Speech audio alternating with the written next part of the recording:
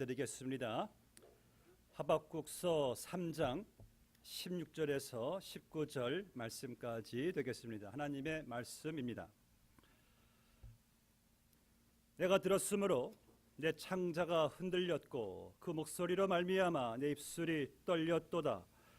무리가 우리를 치러 올라오는 환난 날을 내가 기다림으로 썩이는 것이 내 뼈에 들어왔으며 내 몸은 내 처소에서 떨리는도다.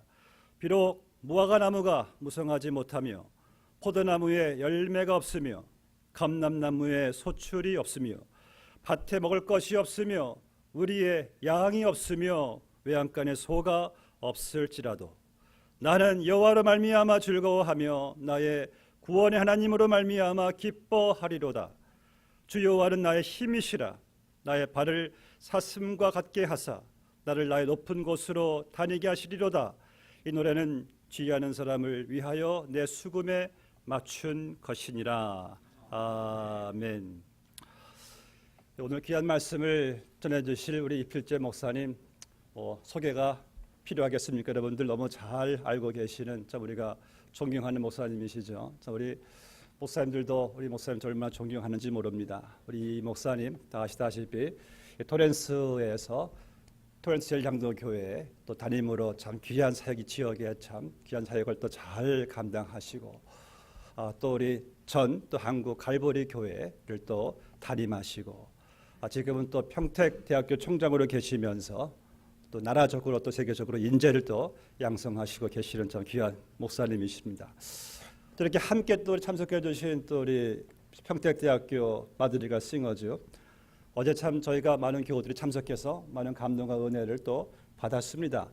참 평택시만 대표하는 것이 아니라 한국을 대표하시는 것 같아요. 여러분들이 참 남긴 그 감동이 아직까지 남아 있고 그 감동을 준 주인공들이 함께 또 이렇게 참석한 것이 참 기쁨이고 감사가 됩니다. 우리 목사님 또 이렇게 인사해 오셨는데요. 또 설교 후에 또 귀한 또 찬양 또 우리가 또 귀하게 받게 되기를 바랍니다. 목사님 나오셔서 귀한 말씀 또 전해주실 때만 은혜 받게 되시기를 바라겠습니다.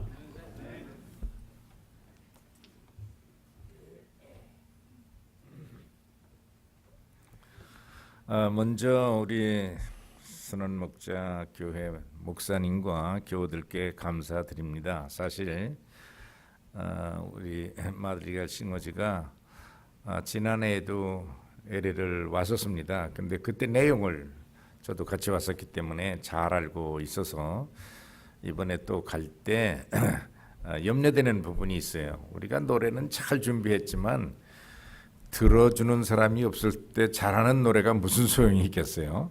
어떻게 관객을 동원할 것인가? 그래 우리 음악 학과장이 와서 이 의논을 할 때 제가 그 자리에서 한 말이 LA는 내가 하도 오래 살아서 교민들의 심정을 잘 아는데 노래 그러면은 조용필 태진 하나 와야 모인다. 딴 사람이 와서는 뭐지요? 안 모인다. 그게 현실이에요. 그래서 이걸 참 기도하면서 여러 가지로 생각을 하다가 우리 목사님께 좀 도움을 좀 요청을 한 거예요.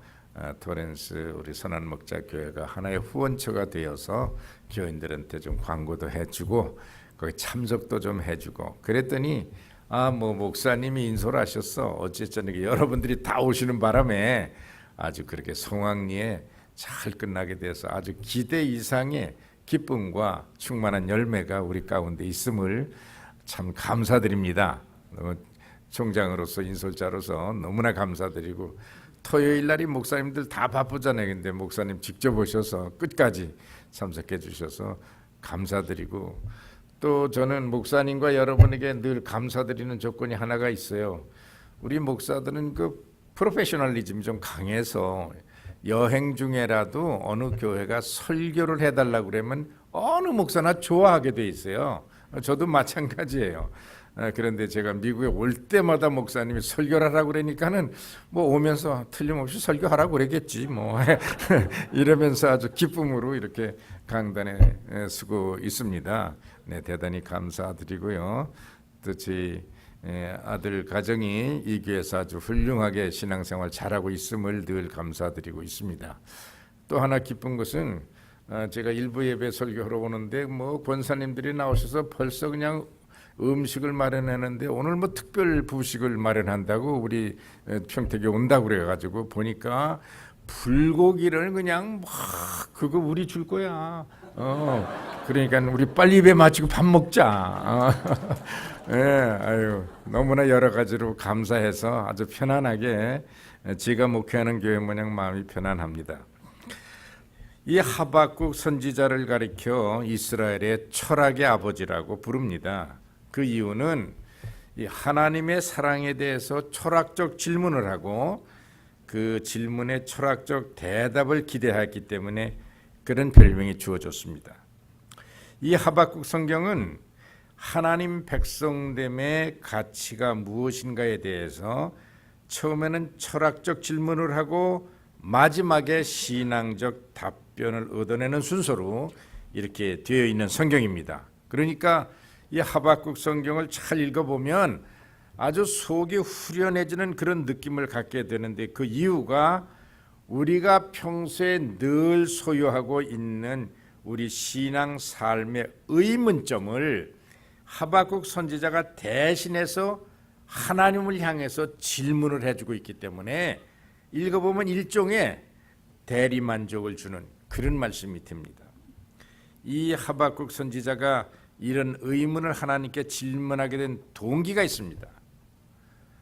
아브라함 후손의 삶의 스타일의 축복관이 율법으로 정해져 있잖아요. 그 축복관이란 뭐냐? 신명기적 축복 개념을 말해요.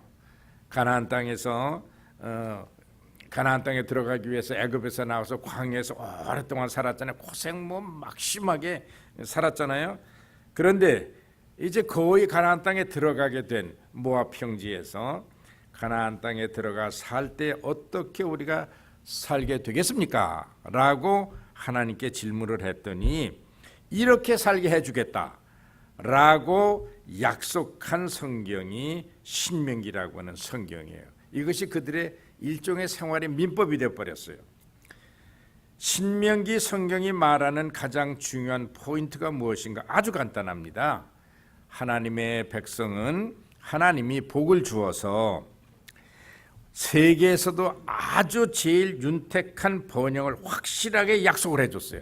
그리고 하나님을 버리면 벌을 받아서 세상에서 망하게 된다.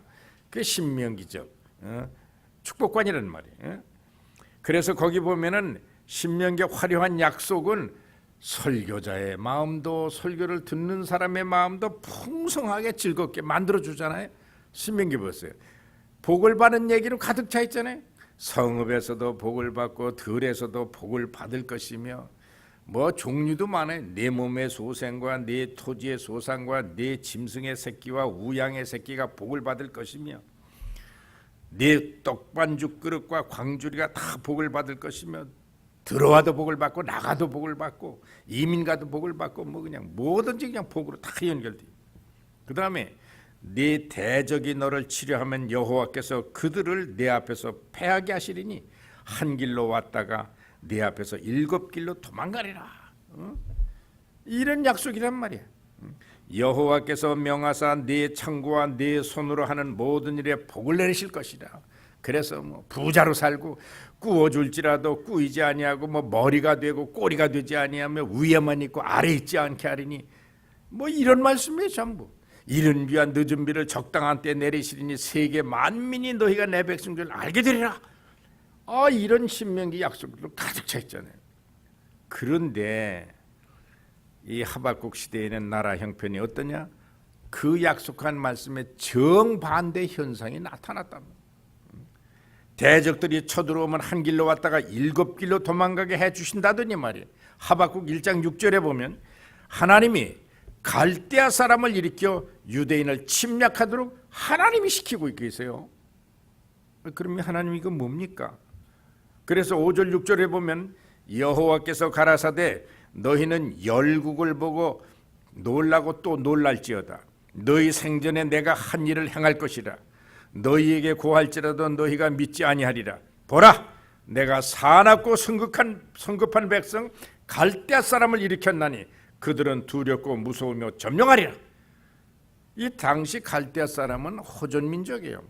전쟁하기를 그렇게 좋아해요. 뭐 건드릴 거 없나 하고 찾아보다가 쳐들어와가지고 그냥 막 죽이고 식량 뺏어가 이거 아주 전문하는 그런 백성인데 그 무서운 백성을 일으켜서 아브라함의 후손인 유대 백성을 다 멸절시키리라. 너희가 그렇게 하라. 하나님이 이렇게 시키신단 말이에요. 그런가 하면 유대 나라의 그 당시에 사회상이란 어떤 문화냐 하면은 정직하고 착하게 사는 사람은 못 살아요.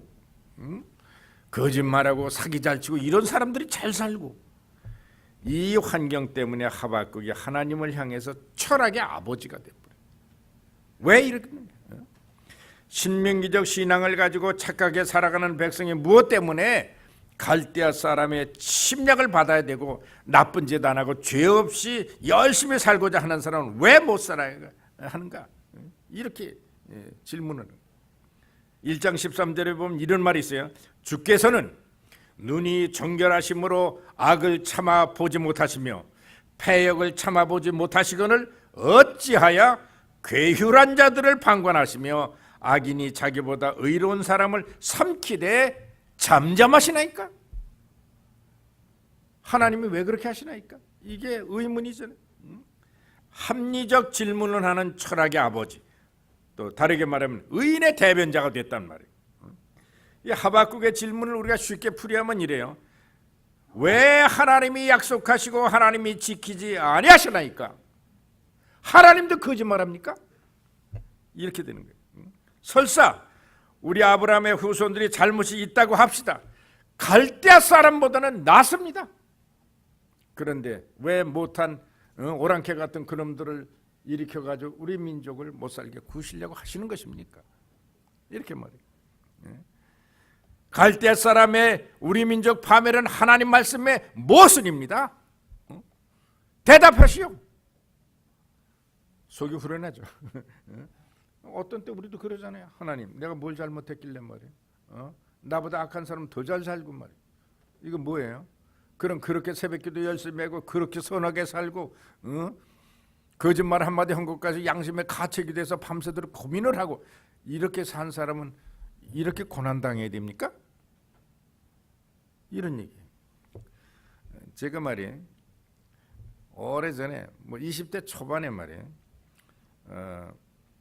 교회를 하나 맡아서 이제 그때부터 이제 목회를 하기 시작을 했는데 또 제가 소속한 교회나 그 노회 이게 전부 평안도 사람들이 모여서 피난 나왔습니다. 거기에 그 교회가 가입돼 있기 때문에 저도 이제 그분들하고 늘 생활하다 보니까 그때 뭐 어렸을 때니까 제가 또 그 사람들 말씨를 많이 배웠어요. 제가 설교할 때도 가끔 그 평안도 사투리 같은 말을 잘 한다고. 내가 설교에 그런 말이 나오니까 어느 나 모르는 장로님 한 분 말이에요. 가끔 나한테 전화합니다. 그러니까 이 목사님인데 평안도 사람이구만. 저 경기도 사람인데. 내가 그분에게는 나 경기도 사람입니다. 평안도 사람 아닌데 그 말을 안 해요. 왜냐하면 그분의 즐거움이야. 자기 고향 사람 같이 느끼고 자꾸만 전화를 해요. 그래서 저도 그 말씨, 평안도 말씨를 배웠기 때문에 그 말을 듣고 그러시는 거예요.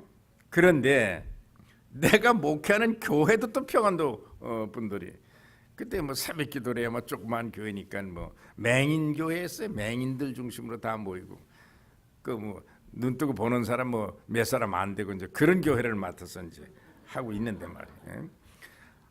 이 권사님 한 분이 평안도 분인데 말이야. 새벽기도 뭐 나하고 그 권사님하고 뭐 두 사람 더 나오거나 말거나 뭐 그런 정도로 새벽기도 이제 하는데 말이야. 이 권사님은 말이야 꼭 이 하박국 선지자가 하는 기도를 하신단 말이에요. 평안도 사투리로 하나님한테 말이죠. 기도하는 걸 자기 남편 부부싸움을 한단 말이에요. 화가 잔뜩 나가지만 하나님 내려왔수다. 이렇게 나오는 거야 그냥. 막 이러고 따지고 덤벼드는데 내가 하나님 앞에 잘못한 게 무엇이요? 기지 말라요. 뭐 이러면서 말해. 그 남편이 맹인이세요. 맹인이신데 내가 이 고난스러운 맹인 남편하고 평생 사는 것도 죽겠는데 말이에요. 아버지마저 나를 이렇게 못 살게 구느냐고 그냥 막 대들면서 싸우. 그러니까 나는 그때 21, 22살 때 전도사인데 말이에요. 내 기도는 항상 한마디도 못하고 그 권사님의 기도만 듣다가 새벽 기도를 늘 마쳤단 말이에요. 그냥 속이 가슴이 아주 벌렁벌렁 뛰면서 이 교회에서 내가 잘못했던 저 권사님한테 쫓겨나간 게 분명하다. 저렇게 센 권사님 처음 봤다. 그래. 그냥 소리를 빽 지르면 나 옆에서 깜짝 놀라가 하나님 맞습니다. 제발 저 권사님 기도를 들어주십시오. 이러면서 나는 그냥 그때 새벽 기도를 늘 한 경험이 있어요. 하박국이 지금 그렇게 말하는 거예요. 하나님, 우리 아브라함의 후손이 뭐 잘못했시오? 뭘 잘못했다고 그래? 갈대 사람을 일으켜서 우리를 죽이고 뺏어가게 왜 하나님이 그렇게 하십니까? 그렇게 복 많이 준다고 약속해놓고 왜 지키지 아니하시나이까? 뭐 하시는 거예요 하나님이? 이렇게 됐단 말이에요. 그러면 하박국 선지자의 이런 질문에 대한 하나님의 대답이 무엇인가? 이게 중요하잖아요. 이 하박국 성경은 3장밖에 없어요. 1장에 하박국의 질문이 나오고 2장에 하나님의 대답이 나오고 3장에 신앙 고백으로 정리를 해요. 2장에 나오는 하나님의 대답이란 우리가 신앙생활하면서 너무 많이 귀에 익은 소리가 나옵니다. 의인은 믿음으로 말미암아 살리라, 이 말이 나옵니다. 여러분, 우리가 신학교 다닌 사람들은 제일 힘든 성경이 로마서예요. 교리서가 돼 있기 때문에 조직신학에서 이 로마서 저는 1장 다 끝내지 못하고 신학교 졸업했어요. 그렇게 어려워요. 그런데 이 로마서 성경은 하나님 백성됨의 가치와 정의에 대해서 많은 진리를 선언하고 있는데 로마서 전체를 대표할 수 있는 성경 구절은 하나예요.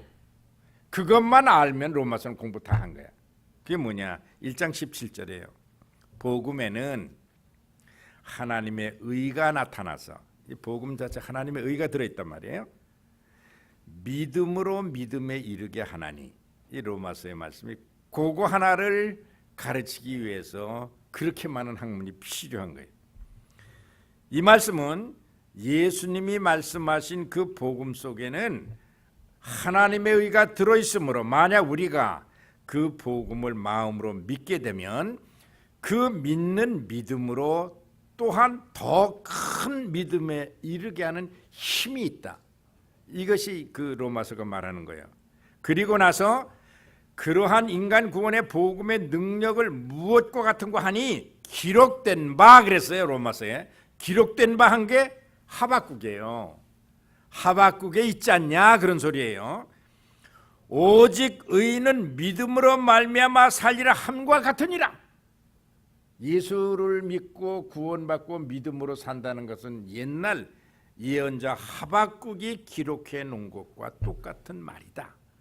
결국 로마서 하박국이 가장 중요한 믿음의 교리를 연결하고 정리하는 것을 볼 수가 있습니다. 그러니까 하나님의 백성으로 세상을 산다는 것은 하나님의 섭리론에 대한 믿음을 가지고 사는 것이지, 하나님이 하시는 일에 대해서 내 형편과 기준의 잣대를 갖다 대고 따지고 덤벼드는 그런 삶이 아니다 라고 대답을 하시는 거예요. 하나님이. 결국 하박국 성경은 우리들에게 믿음이 무엇인가를 보여주기 위한 성경이다. 1장에서 질문하고 2장에서 대답을 들은 하박국은 3장에 와서 어떻게 정리하느냐면 곡조 있는 기도를 드리는 것으로 시작을 하는데, 그 3장 1절에 보면 이렇게 글씨가 써 있잖아요. 시기온 옷에 맞춘 바 선지자 하박국의 기도라, 그런 말로 3장에 기록되어 있는데, 이 말은 뭐 시기온 옷에 맞춘 노래는 이게 무슨 말인가? 시기온 옷이란 당시 음악적 용어입니다. 경이로운 곡조, 훌륭한 악보, 이걸 의미하는 것입니다. 3장 19절 마지막을 보시면 이 노래는 영장을 위하여 내 수금에 마친 것이니라 하고 하박국이 끝이 나요. 3장 전체는 성가대의 찬양곡으로 되어 있단 말이에요.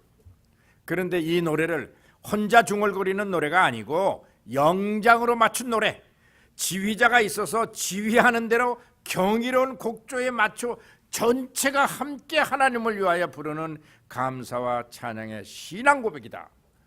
이렇게 이제 하박국이 끝이 난단 말이야. 그러면 이 노래를 어떤 환경에서 그들이 불렀는가?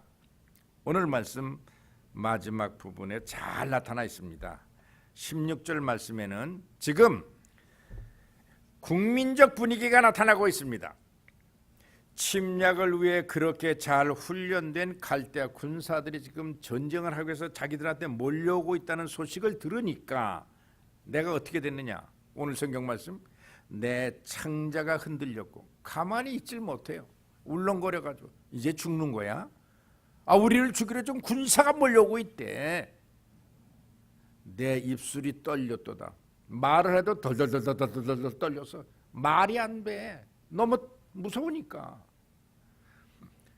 너무 무서워서 창자가 벌렁벌렁하고 입술이 이가 부딪혀서 말이 안 되는, 무리가 우리를 치러 올라오는 환난 날을 내가 기다림으로 내 뼈에 썩이는 것이 들어왔으면 내 몸은 내 처소에서 떨리는도다.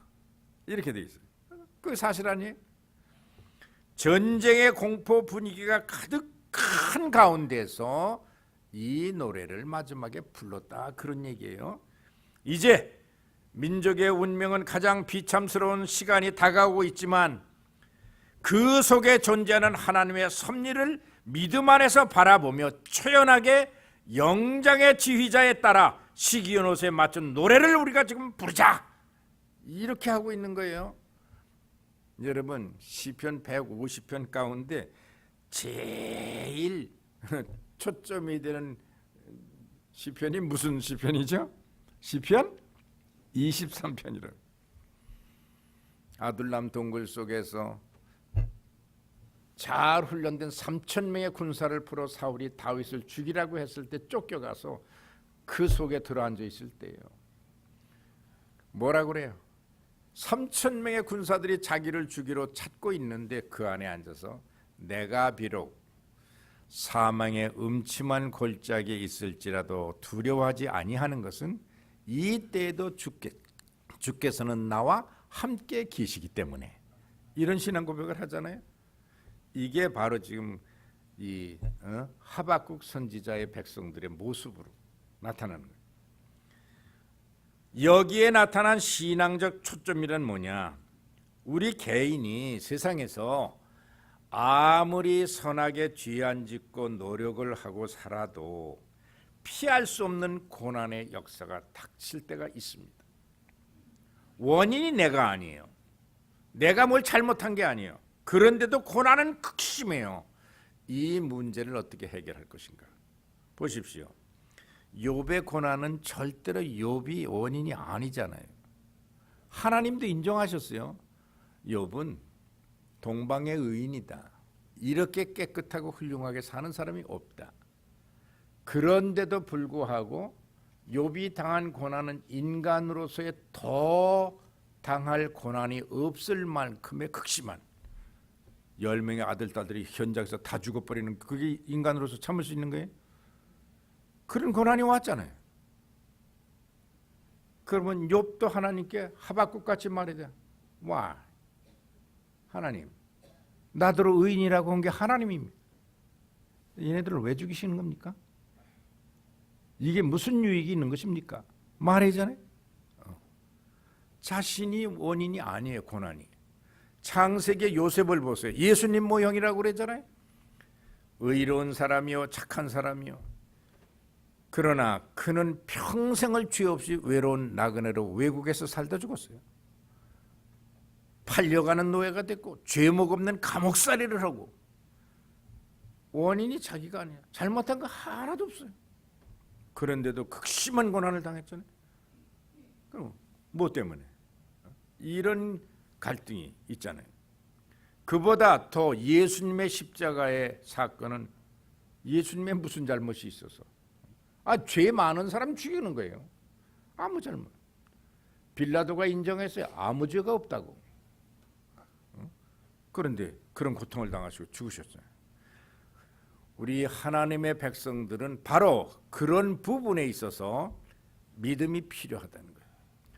하나님이 이 고난을 통해서 나에게 주시려는 내가 알 수 없는 하나님의 섭리와 역사성을 믿고 살아가는 것이 의인은 믿음으로 말미암아 살리라이다. 그거를 지금 하박국이 대답해 주고 있는 거란 말이에요. 여기 17절 말씀을 보면 성경 구절 한 절 속에 우리 인간 삶에 육신적으로 절대 필요한 6가지 종류가 없다는 말로 기록되어 있어요. 그 당시의 문화로는 이 6가지가 꼭 생활에 필요한 것인데 이게 하나도 없다라고 말하고 있잖아요. 무화과 나무가 무성치 못하며, 우리 대한민국은 무화과가 없어요. 이제 뭐 조금 길러서 이제 조금 시험적으로 조금씩 나오고 뭐 그런 정도예요. 근데 뭐 저 터키 소아시아 7교회 가느라고 제가 버스 타고 다 돌았지만 끝이 없는 무화과 밭이에요. 식량이에요. 무화과 나무가 없다는 것은 생활에 제일 중요한 식량이 없으며 이 표현입니다. 지금 그게 많아야 감사할 거 아니에요. 근데 없다는 얘기예요. 포도나무에 열매가 없으며, 여러분 성경에 그 포도나무 얘기 많이 나오는 것은 아열대 기후에서 포도가 달고 맛있고 아주 잘 되고 그렇잖아요. 그 유대는 포도가 특산물 중에 하나였잖아요. 예.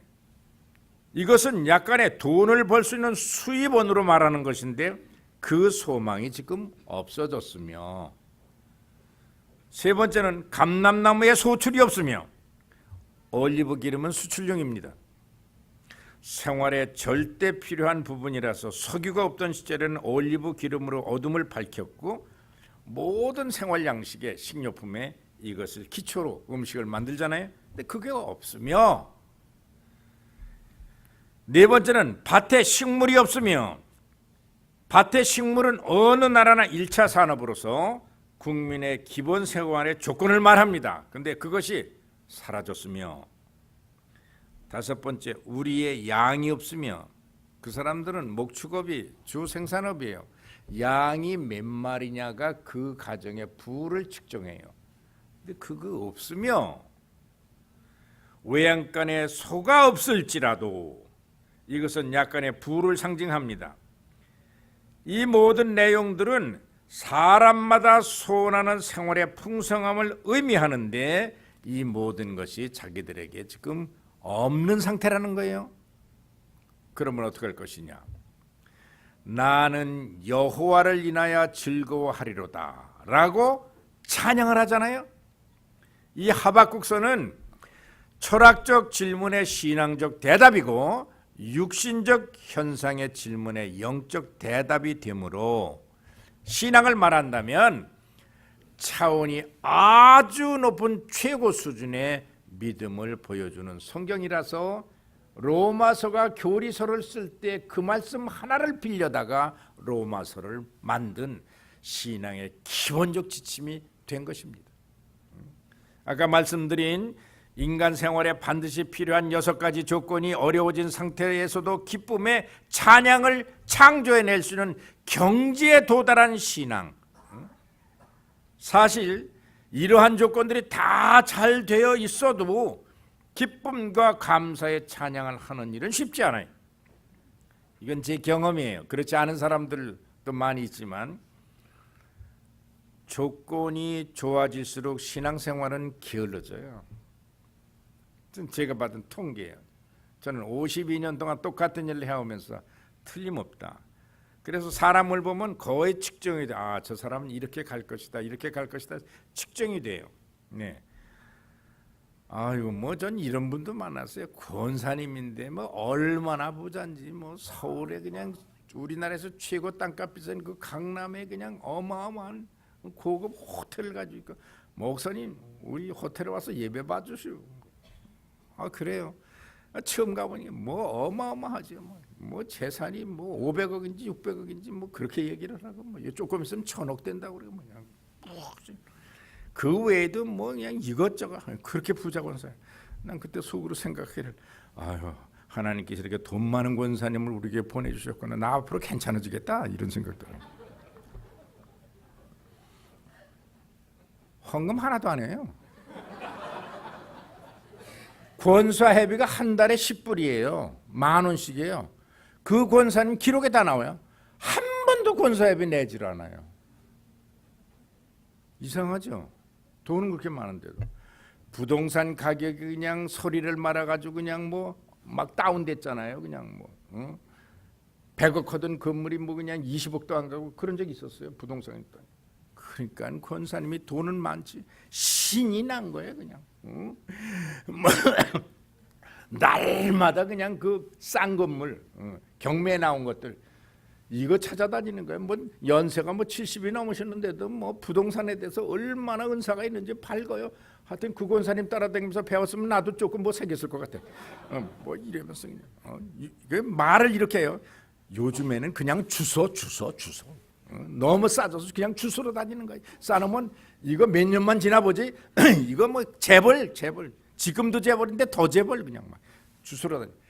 그냥 뭐 잠도 안 자고 뭐 신문 보고 여기 찾아보고 계약하고 뭐 그러다가 과로로 쓰러져 돌아가셔서 내가 장례식을 했어요. 뭐가 필요해요? 그 돈이. 그 많은 돈 권사예배 한 번도 제대로 못 내보고 남겨놓은 돈 누구 줄 거예요? 예.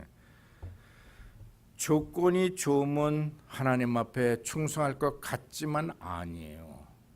그러니까 여러분들도 내 삶의 조건이 어떤 어려운 점이 있을 때 그게 하나님의 선물입니다. 왜 아멘들을 안 하고 이게 시원찮게 이렇게 그렇습니다. 예. 돈 적게 버는 사람은 11조를 잘합니다. 네. 월급 100만 원 탄 사람은 10만 원 정확하게 합니다. 1억씩 버는 사람은 1,000만 원씩 헌금을 11조를 절대 안 합니다. 더 좋아졌는데도 이렇게 돼 있어요. 사람의 구조가.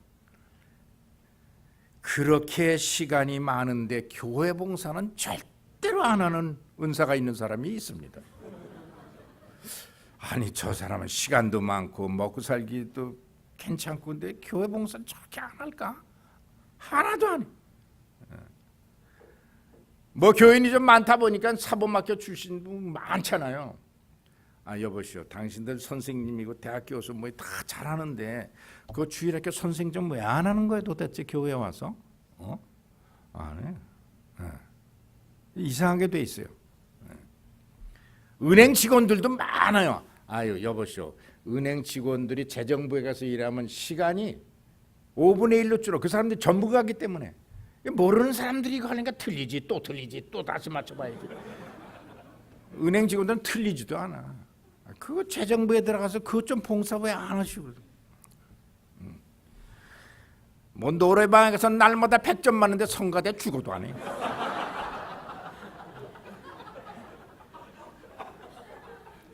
네. 다 가지고 있으면서도 안 해. 왜 그럴까? 인간의 구조가 그래. 이게 우리 신앙의 갈등이에요. 잘 생각하고 잘해야 돼요.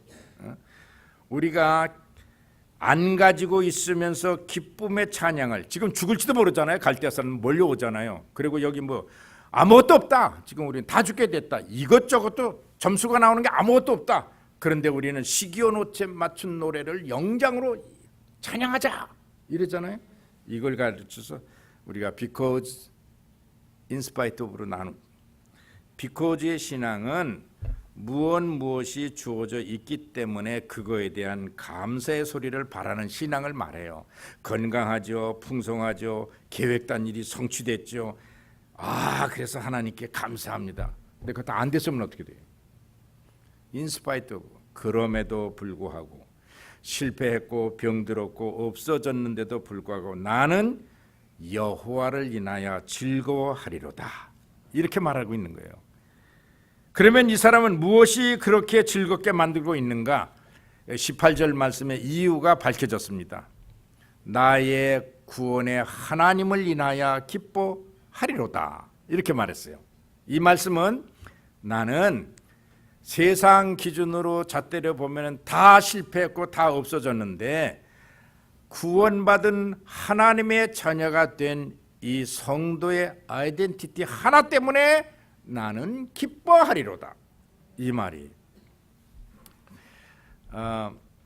미국의 미시간 호라고 하는 바다 같은 호수가 있죠. 오래전에 해상 사고가 일어났어요. 배가 침몰했어요. 뭐 사방에서 살려달라고 아우성을 치는데 마침 그 현장에 대학 재학 중인 수영 선수가 하나 있었어. 그래서 뭐 이 수영 선수가 뭐 20대 초반에 목숨을 걸고 노력을 해서 23명의 생명을 구원해냈습니다.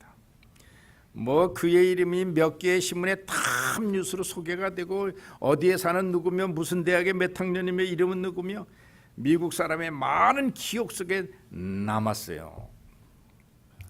세월이 많이 흘러서 토레 신부님이라고 미국에서 유명한 신부님이 로스앤젤레스에 바로 오셔서 집회가 있어서 대중 설교를 할 때 그 사건을 예화로 들었습니다. 지금 내가 예화하는 거 뭐냐.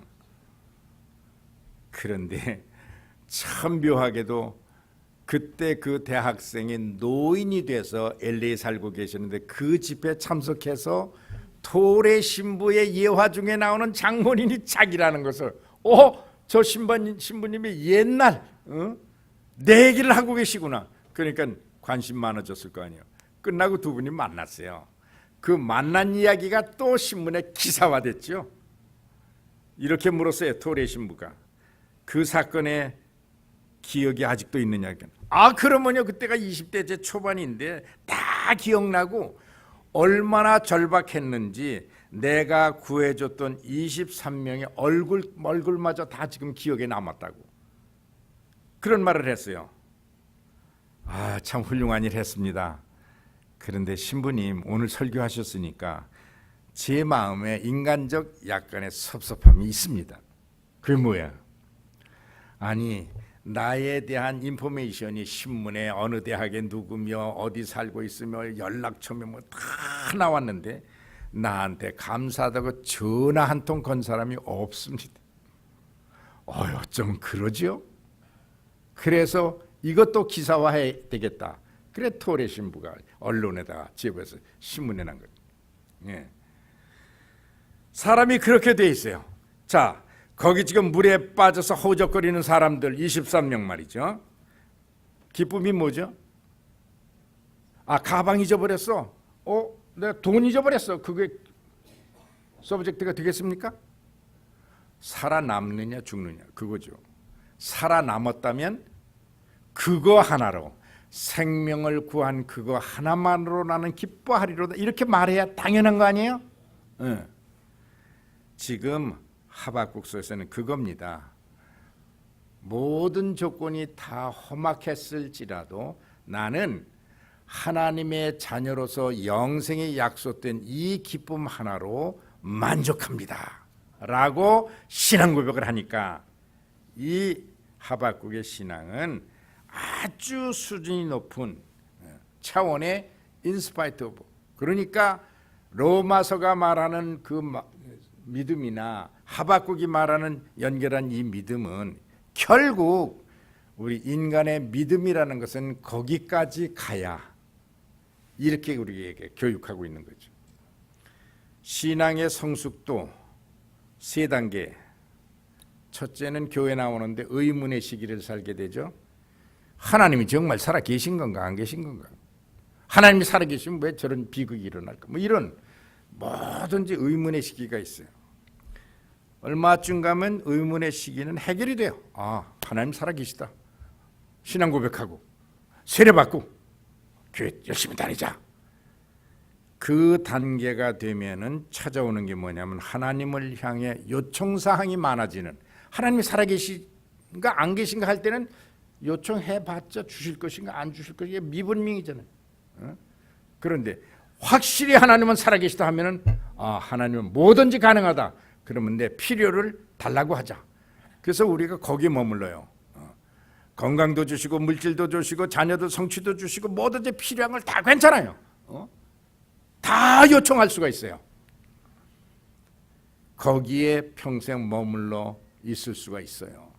그런데 주님은 원하는 게 뭐냐? 한 단계만 더 높이라. 그게 성숙 단계예요. 성숙 단계에 가면 어떻게 되느냐? 무엇을 드릴까요?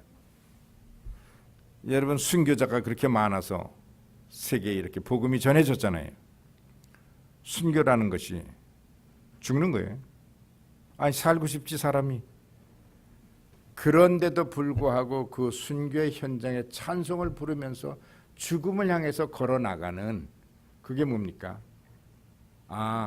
성숙 단계에 이르기 때문에 주님도 나를 위해서 이런 시간을 가지셨지 않냐, 나에게 이런 기회가 왔음에 대한 감사를 가지고 그 앞에 나가서 장렬하게 순교의 피를 흘림으로 이 땅에 하나님의 나라를 전하고 확장시켜 온, 그러니까 이 세상은 누군가는 희생의 피를 흘려야 하나님의 나라도 확장된단 말이죠.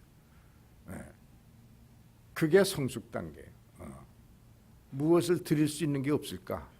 내 생명까지 필요하다면 드려서 없애버리자. 그리고 이 땅에 하나님의 의가 계속되도록 하자.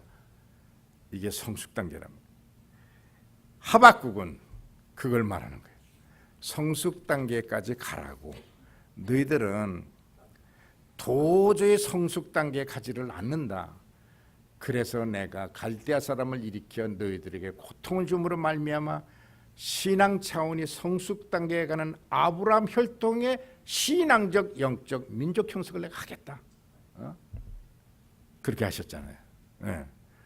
그러니까 유대 백성은 세계에서 제일 고난을 많이 당하는 민족이죠. 그런데 그 백성들을 하나님이 택해서 내가 너희들을 붙잡고 온 세상에 인류 구원의 완성을 시킬 것이다. 그래서 그 쓰임을 받은 거예요. 그래서 메시아도 그 땅에서 출생을 하시고 이렇게 된 거예요. 우리 믿음의 시를 이렇게 한번 써봐요. 나는 아무 소유가 없다고 하는 자들이여, 그대는 천하보다 귀한 존재임을 인식하라. 사랑이 부족하다고 외로움을 말하는 자들이여, 주님은 당신을 사랑하기 위해 목숨을 버렸노라. 할 일이 없다고 한탄하는 자들이여, 가장 귀한 일이 당신 주변에 그렇게 많은 것은 왜 보지 못하는가? 눈을 떴는가? 천지 만물을 보는 기쁨을 모르는가? 입을 열었는가? 말하는 행복이 즐겁지 아니한가? 잠을 깨웠는가? 기다리는 일터가 고맙지 아니한가? 만날 수 있는 이웃이 있는가? 그것은 그대의 삶의 샘터요. 따뜻한 식탁이 있는가? 생명을 지켜주는 하나님의 축복이요. 예배드릴 교회를 가지고 있는가? 당신의 영혼을 약속하는 안식처요. 지금 건강한가? 당신은 원망할 자격이 없소. 죽음의 병 중에서도 주님을 보는가?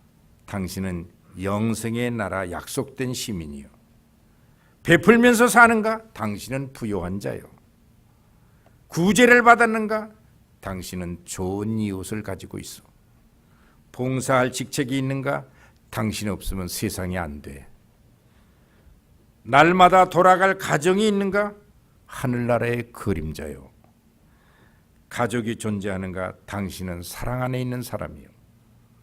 그만하죠. 얼마든지 찬송가 가운데 그런 거 있잖아요. 주의 주신 복을 세어보아라. 좀 생각하고 세봐라. 얼마나 많은데 그것은 보지 못하고 주머니에 돈 좀 떨어진 것 때문에 그렇게 하나님께 원망을 하냐? 그러지 말아라. 좀 성숙 단계까지 신앙을 끌어올리라. 이렇게 되는 거예요. 오늘 이 하박국 성경은 이렇게 우리의 신앙을 성숙 단계에 끌어올리려는 데 목적을 두고 하나님이 하박국을 통해서 이스라엘 민족사를 통해서 우리에게 말씀을 줬는데, 그것이 성경의 가장 기본적인 교리 로마서 1장 17절로 연결이 되는 것을 우리가 볼 수 있습니다. 여러분, 남은 생에는 하박국 신앙으로 로마서의 말씀대로 그렇게 복되시기를 주님의 이름으로 축복합니다. 하나님 아버지, 오늘도 저희들은 이렇게 주의를 허락하시고 예배드릴 수 있는 교회를 허락하시고 입을 열어 하나님을 찬양하고 귀를 열어 말씀의 진리를 들으며 이렇게 형제의 아름다운 교제를 나누며 살아가고 있나이다. 주께서 내려주신 그 많은 복을 내 영혼에 카운트하면서 우리 남은 생에는 좀 더 성숙한 단계로 우리의 신앙이 자랄 수 있게 인도해 주시옵소서. 예수 그리스도 이름으로 기도드립니다. 아멘.